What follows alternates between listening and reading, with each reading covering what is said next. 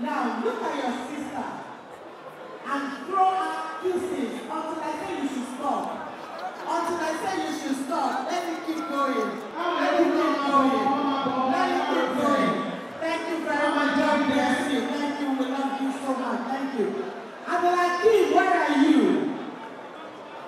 Ike Akoshe, Olori Ebi, come and talk about your mother. On behalf of your siblings.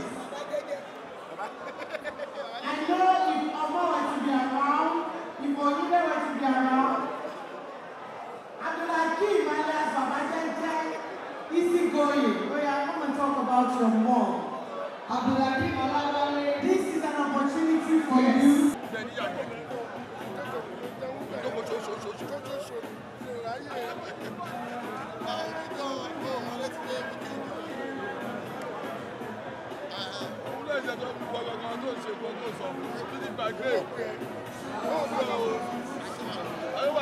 Waalaikum salam warahmatullahi wabarakatuh.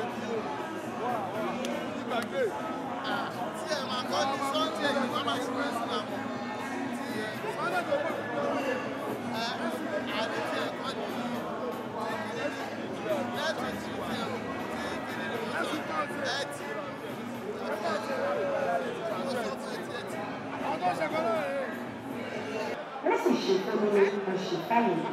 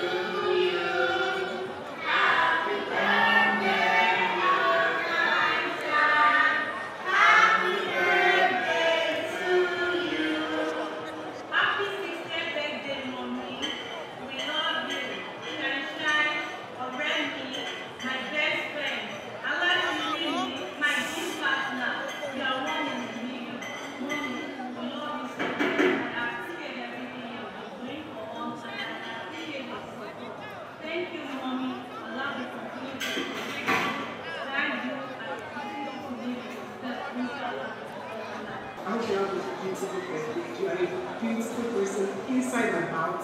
You are an amazing mother.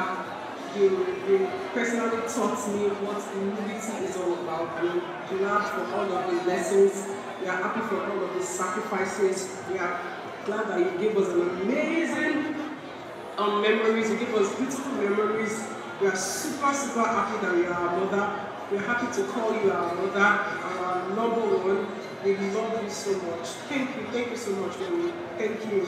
You have sacrificed everything. In fact, all of the beautiful things that you sacrificed for us, we are happy and we are glad and we love you so much. I pray that Allah continue to keep you.